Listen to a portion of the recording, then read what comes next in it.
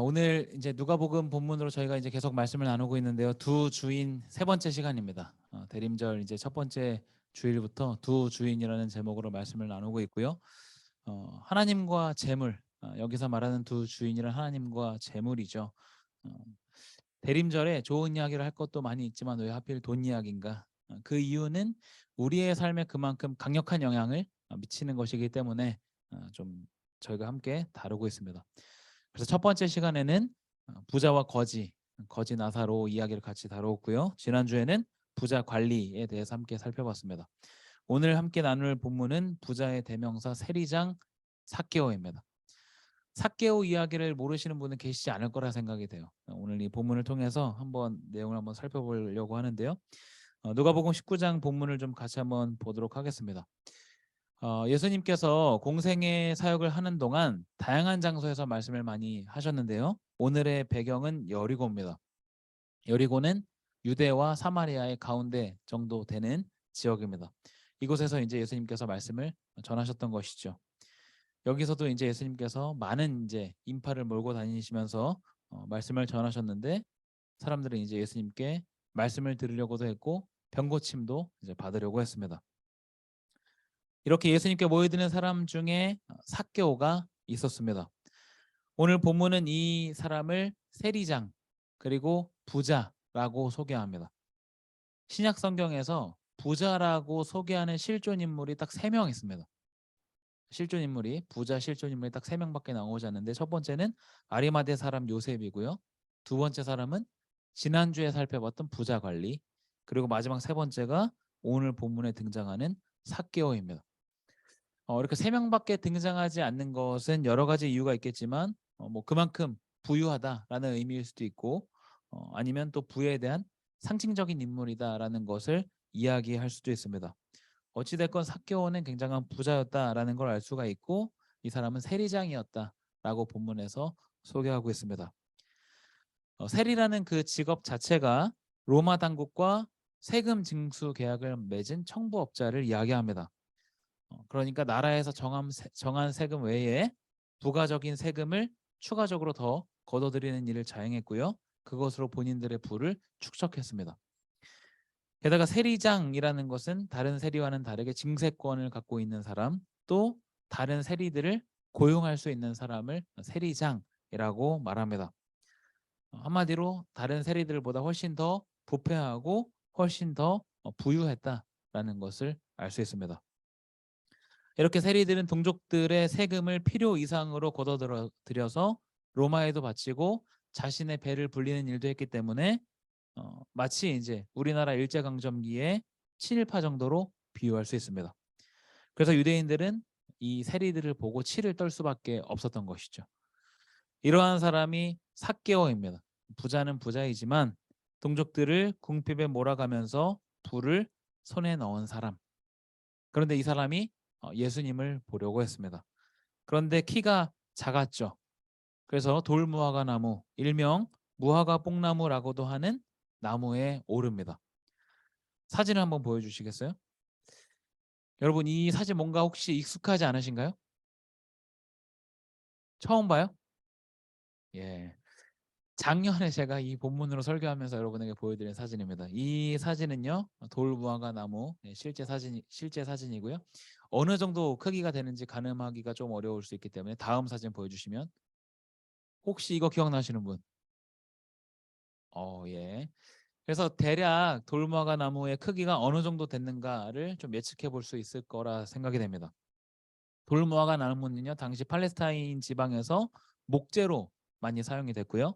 무화과 열매와 비슷한 열매도 많이 열렸습니다. 그런데 이제 단맛이 강하지 않기 때문에 가축 사료로 많이 사용이 됐고 주로 이제 그 시대에 가난한 사람들이 즐겨 먹는 열매로도 알려져 있습니다. 방금 보신 사진처럼 이 정도 크기가 된다면 누가 올라갈 만하고 올라간다고 한들 인파가 굉장히 많이 있다면 쉽게 눈에 띄지 않을 것 같기도 합니다. 당시 사람들이 굉장히 많이 모였고요. 삭개오는 군중을 피해서 이 돌무화과 나무에 올라갔습니다. 그런데 예수님은 그곳에 이르셨을 때 삭개오를 주목해서 보고 말씀하시는 거죠. 누가복음 19장 5절입니다. 같이 한번 보겠습니다. 네, 같이 한번 읽어보겠습니다. 시작. 예수께서 그곳에 이르사 쳐다보시고 이르시되 삭개오야 속히 내려오라. 내가 오늘 내 집에 유하여야 하겠다 하시니. 예수님의 이 말씀에 두 가지 놀라운 점이 있습니다. 첫 번째는 뭘까요? 삭개오의 이름을 알고 계시다는 것. 두 번째는 세리인 삭개오와 교제하겠다. 내가 너와 교제하겠다라고 말씀하시는 부분입니다. 본문은 물론 예수님께서 어떻게 이 삭개오의 이름을 알고 계시는가에 대해서는 침묵하고 있어서 왜 어떻게 아셨는가에 대한 답을 찾을 수는 없지만 삭개오의 입장에서 이것은 굉장히 예수님에 대한 인식을 새롭게 할 만한 점이라고 볼 수 있습니다. 그런데 여기서 끝나는 것이 아니라 예수님께서 이렇게 말씀하시는 거죠. 내가 오늘 너의 집에 머물겠다. 내가 너와 교제하겠다. 내가 너와 함께 하겠다라고 말씀하십니다. 방금 전에도 저희가 살펴본 것처럼 당시 세리에 대한 인식이 좋지 않았죠. 좋지 않을 뿐 아니라 경멸의 대상이었습니다. 당연히 유대인들은 세리들과 상종하지 않았습니다. 그런데 예수님은 그 인식을 깨고 삭개오와 어울려서 내가 너와 함께 먹고 마시겠다라고 말씀하고 계십니다. 사람들의 반응은 좋지 않았고요. 그래서 7절에서 이렇게 이야기합니다. 한번 보여주세요. 같이 한번 읽겠습니다. 시작. 무사람이 보고 수군거려 이르되 저가 죄인의 집에 유하러 들어갔도다 하더라. 사람들은 삭개오를 죄인이라고 말합니다. 삭개오의 집에 들어갔다라고 말하는 게 아니라 죄인의 집에 들어갔다라고 이야기하죠. 그만큼 당시 세리들에 대한 인식을 엿볼 수 있는 부분입니다. 세리는 곧 죄인이라는 이 등식이 성립했던 거죠. 예수님이 이렇게 분란을 막 만들고서 삭개오의 집으로 들어가십니다. 그런데 이 삭개오의 반응이 굉장히 의외죠.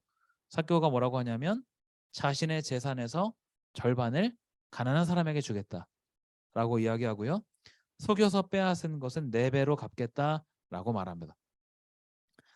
이 사람이 어떤 세리장이었는가는 잘 알 수 없지만 이 사람이 가담한 일, 그것이 자이든 타이든 그에 맞는 합당한 대가를 치르겠다라고 말하고 있습니다. 여기까지 보고 나면 굉장히 당황스러운 부분이 있죠. 어떤 부분이 그런가? 예수님께서 삭개오에 대해서 아무런 이야기도 하지 않으셨기 때문입니다. 그저 삭개오의 이름을 불렀을 뿐이고 같이 이제 교제했을 뿐인데 삭개오의 입에서 이러한 말들이 튀어나왔습니다. 삭개오가 어떠한 세리장이었는가 그것을 알 수는 없지만 두 주인 중에서 하나님이 아니라 재물을 섬기는 사람이었다면 굉장한 결단이라고 할 수 있죠. 그렇지 않다 하더라도 지금까지 악착같이 모은 자신의 소유를 나눈다는 것, 이것은 결코 쉬운 일이 아니었을 것입니다. 세리장이었던 삭개오가 어떻게 이러한 일들을 할 수 있었을까요? 분명히 이전까지는 한 번도 있지 않았던 일일 텐데 삭개오가 이런 놀라운 전환을 맞이하게 됩니다. 그리고 그 중심에는 예수님이 거기에 계신다라는 것을 우리가 살펴볼 수 있습니다.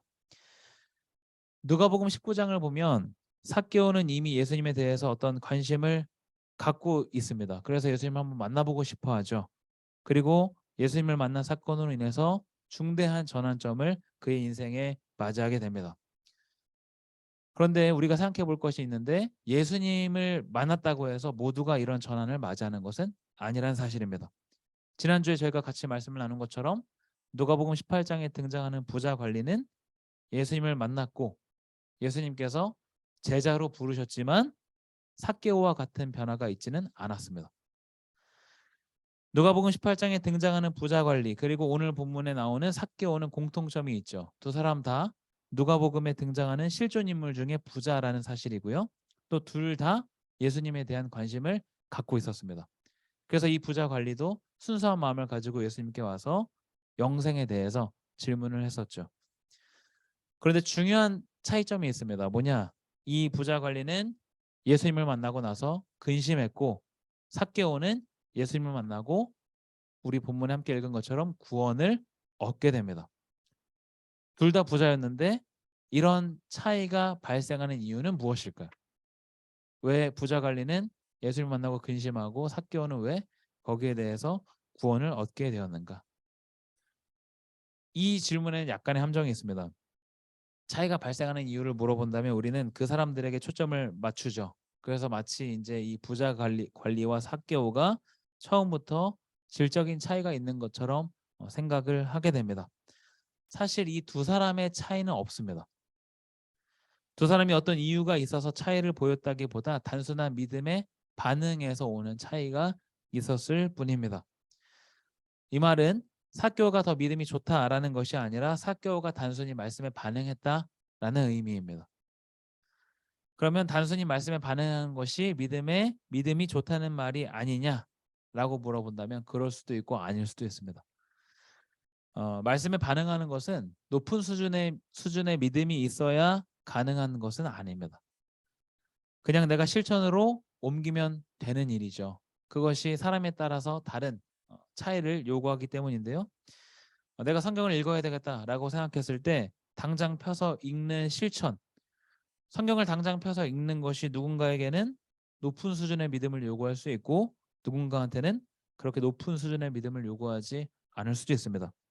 그래서 이것이 지금 믿음이 좋고 안 좋고의 문제가 아니다라는 이야기입니다.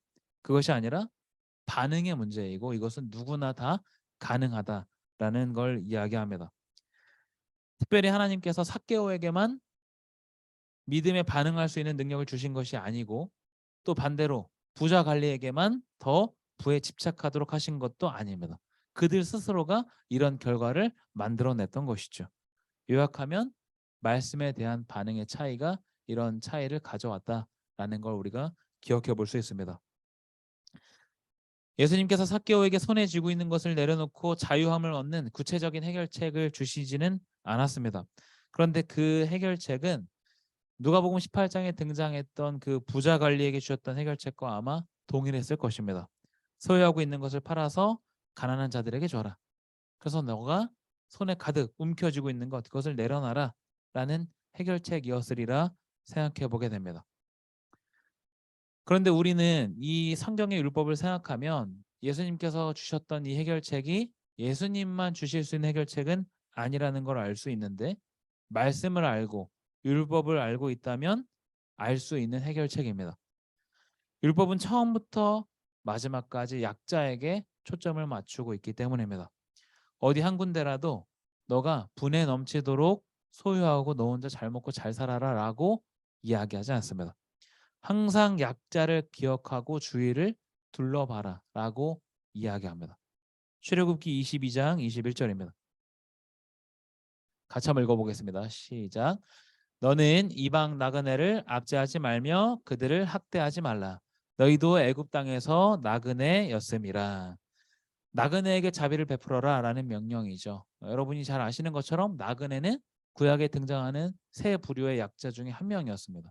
객 또는 나그네라고 등장하면서 하나님께서 계속해서 관심을 이제 갖기를 이야기하셨는데요. 그렇게 나그네에 대한 명령 또 하나 보겠습니다. 신명기 15장 1절에서 2절입니다. 같이 한번 읽어보겠습니다. 시작. 매 7년 끝에는 면제하라. 면제의 규례는 이러하니라. 그의 이웃에게 구워준 모든 체주는 그것을 면제하고 그의 이웃에게나 그 형제에게 독촉하지 말지니 이는 여호와를 위하여 면제를 선포하였음이라. 아멘.